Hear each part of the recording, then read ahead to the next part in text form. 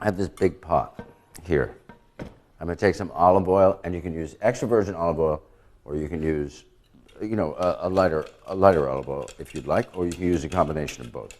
I have beef short ribs here, and I got some pork chops here, which have a bit of bone on them. Ideally, they should be a pork spare rib, but I couldn't find any. Okay, so we're going to do the beef first. I salted the beef a little bit beforehand. Let that sear and get it nice and brown. These should be ideally smaller, but I forgot to ask the butcher to cut them. And then I tried to do it myself with a huge cleaver. Didn't work. Once this gets a really nice sear on it, I'm going to take it out. I'm going to put the pork chops in. Because if I put the pork chops in now, it gets all crowded, then it steams and it doesn't brown. It's just bad. Also, make sure your meat is, for the most part, dry. Otherwise, it won't really brown. Julia Child is the one who told everybody that. Okay, so this goes into pretty high heat. Get a nice sear, get all those flavors in there. People put, like my mother used to sometimes put a pig's foot in this. Hard to find pig's feet these days. So we'll sear this, and then we're going to take it out, and then we'll begin the next process. I'm going to put a drop of oil in here. So this is 2 onions, kind of roughly chopped, and 3 garlic cloves, roughly chopped. And those are going in there. I've taken the meat out. I'm going to put just a little drop of water in,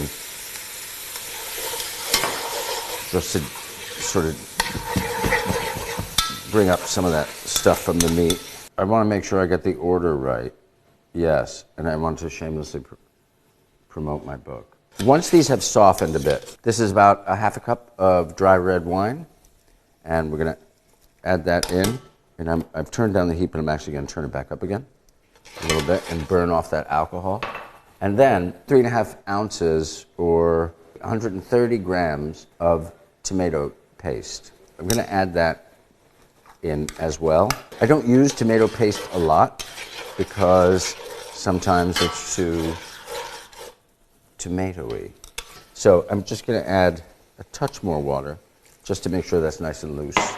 Basically, we're going to let the sort of tomatoiness burn off a little bit and the alcohol burn off a little bit. So that's the tomato, wine, garlic, onion mixture. We're going to put in 2 35-ounce cans, which is 70 ounces. Don't buy a puree. Don't buy chopped tomatoes. Whole plum tomatoes from San Marzano in a can. I've taken them, put them into like a Cuisinart and whipped them all up. So they're basically all very liquidy, not whole anymore. So this now is going right into there. Now I'm going to put some basil in, just like 3 basil, I don't know. I like a little more than 3, actually. So I'll put 5, okay? And I'm just going to throw those in there. They could be chopped. They're probably supposed to be chopped.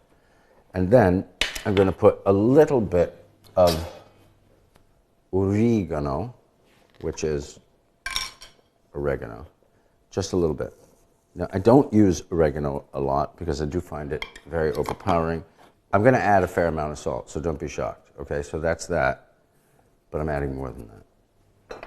Now, a lot of people might add sugar to something like this because it takes away the acidity of the tomato. But if the tomato is really, really good, you don't need to do that. You can do that if you want.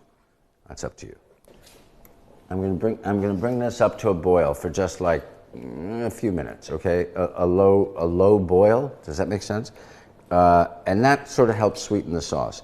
And then we're going to put the top on, slightly askew, and let it cook down. This sauce has cooked down, perhaps actually a little too much, but I'm going to add this meat in. And also, what's important too is all of the meat juices. I'm just going to add just a little bit of water to it. This is the ragu that's been, burbling away for, I guess, about an hour and a half now.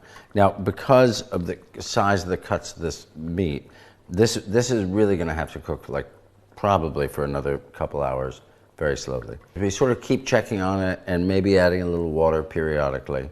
You'd serve it with ziti or rigatoni or ziti ragati or something like that, penne, something like that.